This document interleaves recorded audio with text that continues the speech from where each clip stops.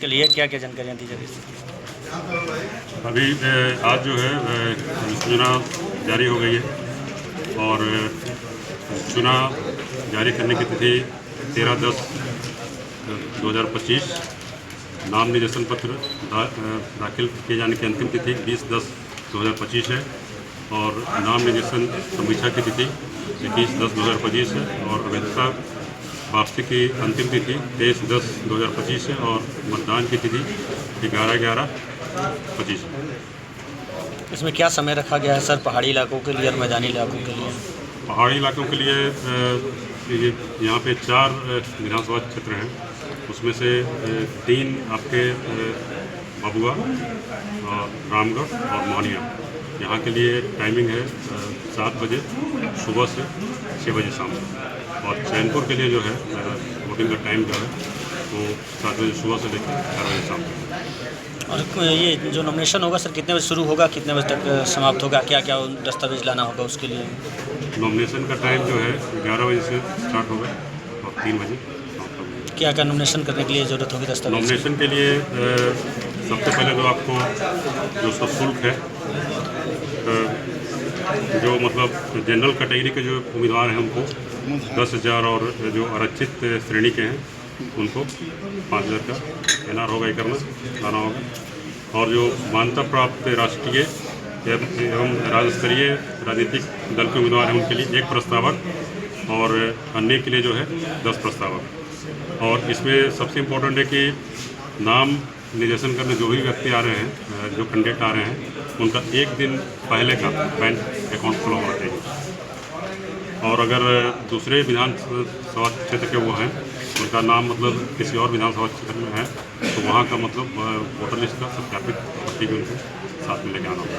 कितने प्रस्तावक चाहिए उनको? प्रस्तावक किनको? प्रस्तावक के बारे में आपको बताया कि अगर मान्यता प्राप्त राष्ट्रीय और राज्य स्तरीय दल है उनके लिए 1 और बाकी के लिए 10। कितने तक राशि ले जाना इस चुनाव के समय जायज़ होगा? उसकी सीमा है 50,000 तक, या फिर 83 तक जो है अमाउंट तक आप लेके जा सकते हैं। कितने चेक पॉइंट बनाए गए हैं? टोटल चेक पॉइंट हमें 5 है। अगर किसी को कहीं शिकायत करना होगा तो कहाँ करेगा उसके लिए? क्या बोले? किसी को कहीं शिकायत चुनाव संबंधित करना होगा तो कहाँ करेगा? चुनाव शिकायत के लिए हम लोग का टोल फ्री नंबर है 1950, उस पर वो 24 आवर कार्यरत है, उस पर आप लोग शिकायत करें। कैमूर पुलिस आगामी विधानसभा चुनाव को कानून के अनुसार इलेक्शन कमीशन ऑफ इंडिया द्वारा जो निर्धारित मापदंड है, जो मानक है, उसके अनुरूप 100% निष्पक्ष और शांतिमय ढंग से चुनाव कराने के लिए कटिबद्ध है। हमारे पास 8 कंपनी फोर्स आ चुका है। एरिया डोमिनेशन की कार्रवाई उससे की जा रही है और MCC का उल्लंघन करने वाले लोगों पर या चुनाव पर जो संभावित लोग हैं प्रभावित करने वाले लोगों पर कार्रवाई हम लोग कर रहे हैं और सभी जो आगामी चुनाव है, जो भी निर्धारित मापदंड है, मानक है, उनके अनुसार कराए जाएंगे। सर, अभी तक से कितने मामले आचार संहिता के दर्ज हो चुके हैं? अभी तक 3 मामले आचार संहिता के दर्ज हो चुके हैं, आचार संहिता उल्लंघन के दर्ज हो चुके हैं। सर, जो क्रिटिकल बूथ है वहाँ के लिए तैयारी कैसे की जा रही है? क्रिटिकल बूथ के लिए जो तैयारी है वो उसके लिए भी निर्धारित है मापदंड, उसके अनुसार हम लोग कर रहे हैं। जिनकी वजह से ये बूथ क्रिटिकल हुए हैं उनको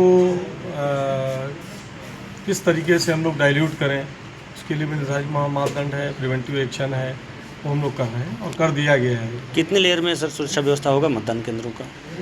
देखिए, उसके लिए 5 लेयर्स रहती हैं। एक तो आपका बूथ में फोर्स रहता है, सेक्टर के पदाधिकारी रहते हैं, जोन है, सुपर जोन है, इसके बाद हम और DM साहब भी रहेंगे।